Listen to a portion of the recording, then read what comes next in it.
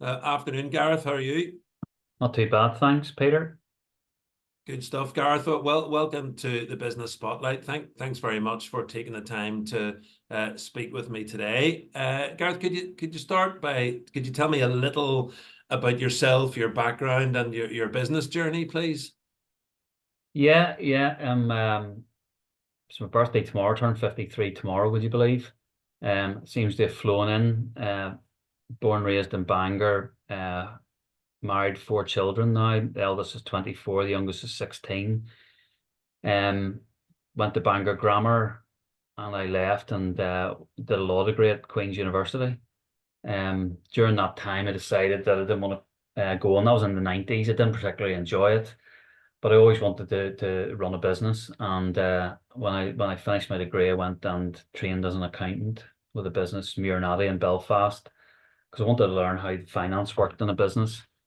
And as soon as the training contract was over, I went and bought a shop, a convenience store in Bangor. Just I'd always wanted to run my own business. Um, wasn't quite as glamorous as I anticipated it was going to be, and within 6 months, I was sort of back. Brought somebody in to run the shop, and then I took on another job as an accountant. Suppose after ended up 2008, financial director for Finlay Communications in Bangor, where we had the Sky contract for Ireland. So we had 146 engineers on the road.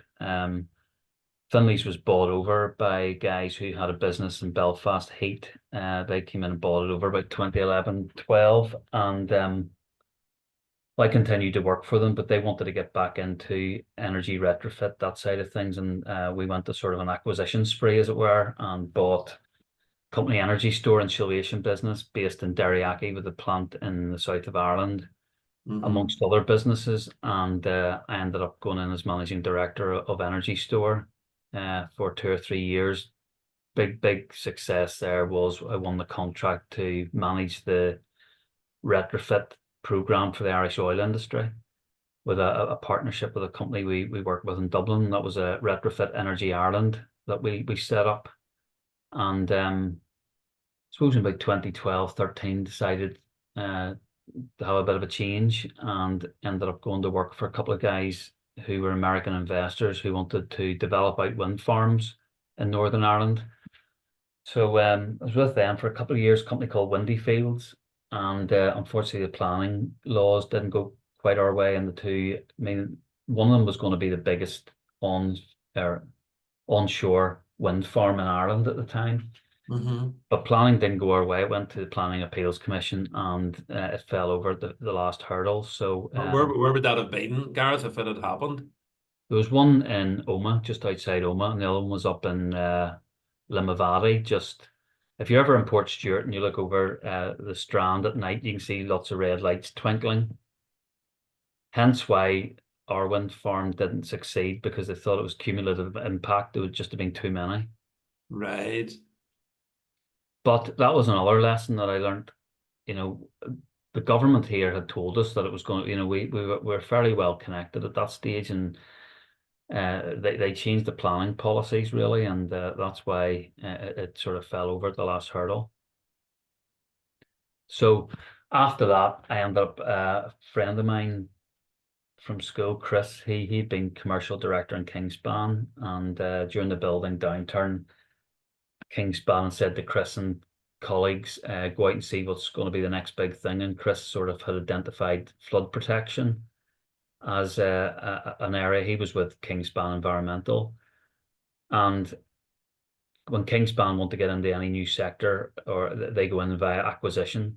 And so there wasn't really anybody very big in the flood space, but he found a company called Watertight International who made a plastic non-return valve. So Kingspan's main business is oil tanks, etc., plastic injection molded. So he thought this was a perfect opportunity for Kingspan to get involved, but at the time it was just too small for them, and the other priorities. Chris liked it well enough that he went and sought corporate finance to actually buy the business with an investor, and he'd had that about 12, 18 months. And then he asked me to come in and have a look at it from the sort of financial point of view. And when I came in, I sort of looked at it from the point of view of what I'd done with Energy Store in that energy retrofit space, managing contractors, etc. And we thought, right, there's a massive opportunity here in this sector to provide a holistic solution to property. So that's sort of the direction I took the business down. Chris decided to move on 2016-17 because Kingspan were right. The industry didn't take off as fast as they thought it might. And I suppose for 2 or 3 years, I sort of ran it myself with one office support and subcontracted in all the expertise, the installation that I needed. Mm-hmm. All our work's in England, and we had been on the Environment Agency's framework. So the Environment Agency are responsible for all coastal and river flooding in England.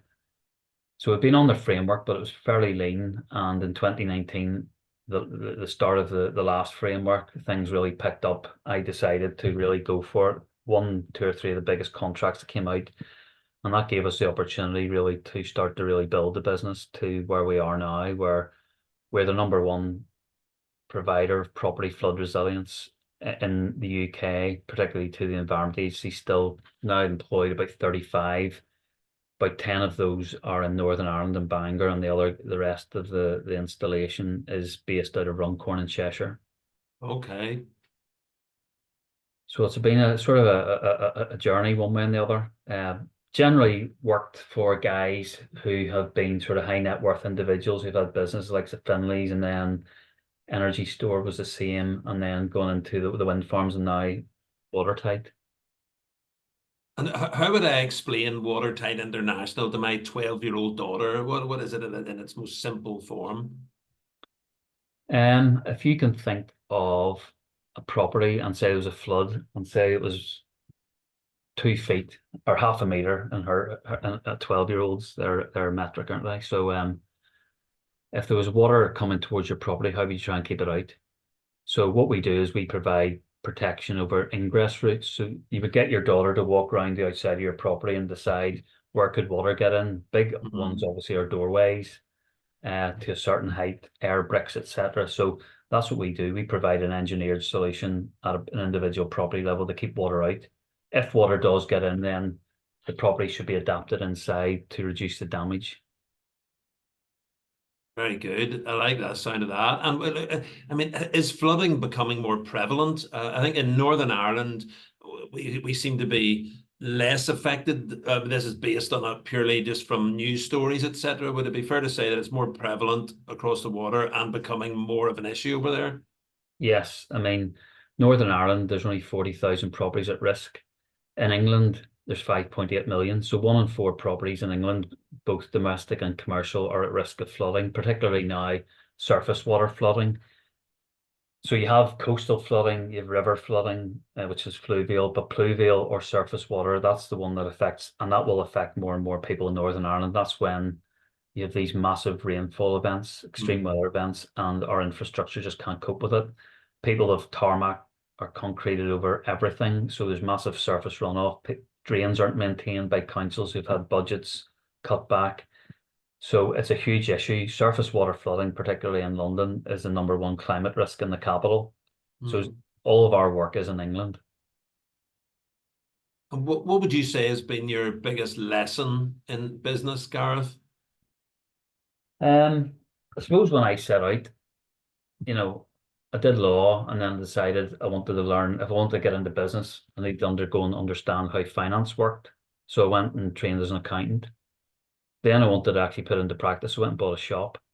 So I've always sort of, I think at the time I probably didn't maybe formally think I'm going to do this, this, this, and this. I mean, that was never the intention. Just sort of, right, what do I need to know next? Right, I need to understand business development.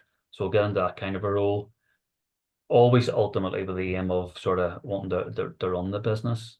And I suppose I've been lucky because the people I've worked for, I've generally been able to seen what I have in me and promoted me to sort of direct. It was a company director before I was 30. And I've generally been that sort of level since. So I've always got, what is it you need to learn? Go and learn it. Or if you don't know how to do it, find somebody who does. And you've worked with a lot of people over the years. Are there any people in particular that have shaped your journey or that have had a strong influence on you? Yeah, there have. I mean, I'm both bad and good. I mean, the first sort of big was Trevor Kells down at Rich Sausage Newton Arts, who had a fantastic business. And remember one of the early lessons, I was 30, just had first kid, sort of just made a company director. And, you're trying to prove yourself, you're trying to do everything. And I remember him saying to me, Gareth, you can't move on to do the things you really want to do if you don't pass things off. And I sort of learned that lesson that just because you're not doing doesn't mean you're not moving on. And that was so I sort of learned that. I learned it was a great sort of business about sales and marketing. And from that, worked with a guy, Bill McCandless, through Energy Store and Finley's, etc. And I learned what, about the importance of the numbers. Well, I knew that from accounts, but really the importance of how the numbers drive the business, the management report and all that kind of thing. And now, working with energy or with Watertight, with the investor I have behind us. I mean, he's exited two 100 million plus businesses. The first one was in nursing homes, and the second one was in pizzas. But again, learning lessons from him, working with him.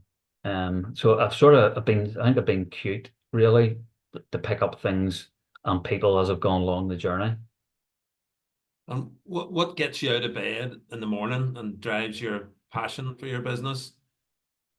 Well, at the moment, it's really, I mean, Watertight, it's growing 25-30% year on year. Next year's it's likely to be 40%. In fact, it's the fact that the industry around us hasn't grown at the same pace is holding us back.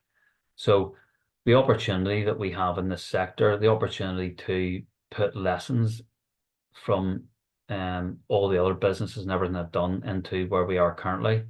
I mean, I've taken the idea of an energy store. It was insulation. We were what you call a system designer, which allowed us to have a network of accredited installers. So that's the system or the model I've brought into the flood market, because we can't grow without a network of accredited installers, but they don't exist yet.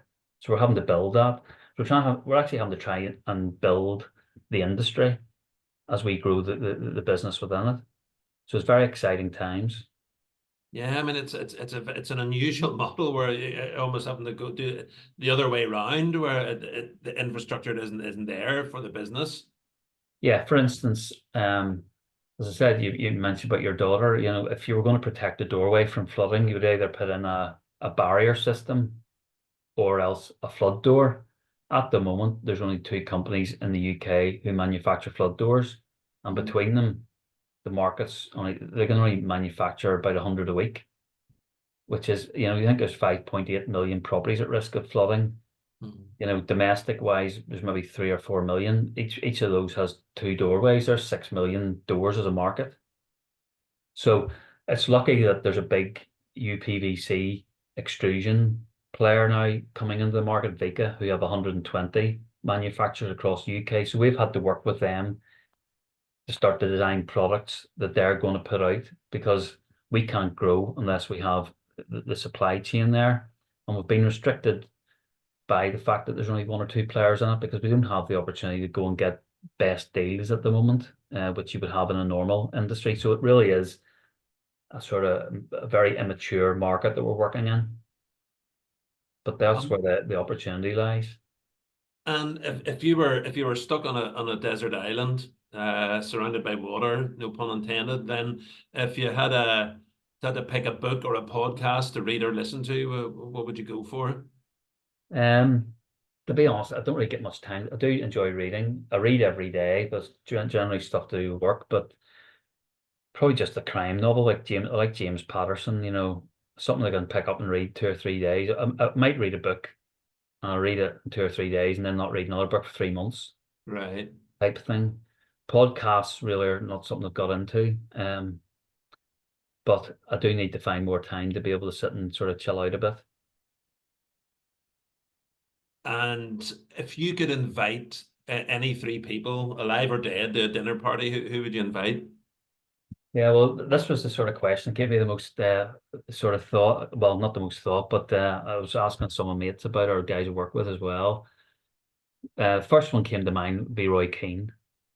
Not just because I'm a Manchester United supporter, but he's more or less the same age as me, and I just like his no nonsense approach to life, no BS as it is, as it were. And he just says it as he sees it, and that's something I haven't been great at, or I'd love to be able to say some things, but so be Roy Keane. Second one would be I'm fascinated by all things to do with physics in the universe. So Professor Brian Cox. And when I say I'm fascinated, I never did physics at A level in, but I'm fascinated that people like him can know so much about something that's beyond my comprehension. And I suppose the third one might be somebody like a comedian or somebody like that, maybe like I was thinking of Billy Connolly or Barry Humphries, but sort of then I landed on Ricky Gervais because he's fairly current as well, and I think the three of them would be a bit of crack. Yeah, I must say I'm a full disclosure, I'm a real Ricky Gervais fan myself. Yeah. And again, I think that's what appeals to me is that it's a bit like Roy Keane. He doesn't seem to care, I just there's no nonsense with him. It's just Mm,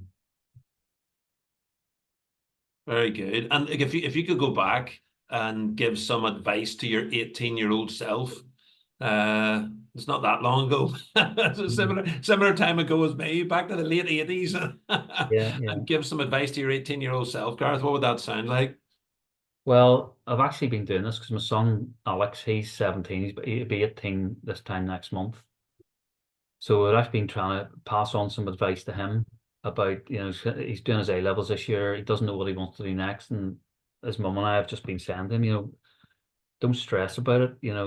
Just do what you have to do next year to get your marks. Leave your options open. And I've actually sat down with him and drawn out where I was when I was 18, where I've got to, and I said that there was no plan to get me there, Hmm. but all along I just did what I had to do. Made some mistakes. You go down the wrong road. You have to be wise enough to say, right, made the wrong turning. I'm going to go back, start again.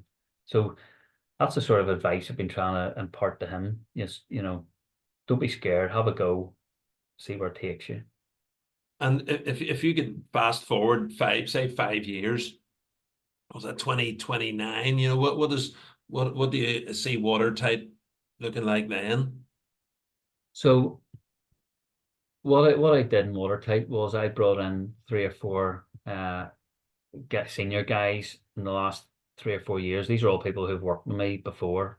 So we've built up a fantastic senior team, and myself and Colin, who's the sort of chief financial officer, him and I are we've identified two or three others who've worked with us before as well, and that's our succession plan. So over the next 4 or 5 years, we are intending to bring them up so that Colin and I can not take a step back, but do other things as well, and in the same related business. So with Watertight, with another software as a service business that we've set up, Resilico. So even now, I'm trying to, again, the lesson learned way back in Rich Sauces was if I need to move to this space, I need to get rid of stuff. I don't need to find the person, and it all filters all the way down. So that's the sort of plan over the next 3, 4, 5 years, to have the people who need to be in place in place. Very good. And if someone likes what they've heard and would be interested in reaching out to Watertight or yourself, what would be the best way for them to go about that? Yeah, just fire me an email. I mean, I don't normally do things anywhere near according to the book. So I mean, I had a guy, one of our best young guys now is a guy called Oliver, and he literally he was looking at me on LinkedIn, and he's a geography graduate from Queen's, and my wife did geography at Queen's, and I was just fascinated to I wonder why he's wasn't about me. I was wondering why he's looking at me or the sector we're in. So I just reached out to him and said, "Do you want to come in and have a coffee?" And he did. And I said to him, and he'd done his research on the business, and he was quite confident. And I thought, right, I'm prepared to give you a go. And he didn't have a job. He's working at Marks and Spencer's. He'd only just graduated. And I said, "Do you want to come in for a few weeks? See what you think. We'll see what we think." And that was 18 months ago, and he's absolutely flying now. He's doing brilliantly. So anybody wants to uh, contact me, of course, yeah. Uh, Now there's others who've been in that situation and it hasn't quite worked out as well. So it's not like it's but always willing to give somebody a chance, or always willing to talk to somebody about anything. Yeah, it's a great mindset to have. Well, Gareth Boyd from Watertight International, thanks very much for sharing your story. It certainly sounds like it's a rapidly growing industry, and that you guys are in a great space at the minute. So thanks very much, and I wish you all the success for what we've got left of 2024 and beyond. Gareth, thanks very much. All right, Peter. Yeah, thank you. All the best.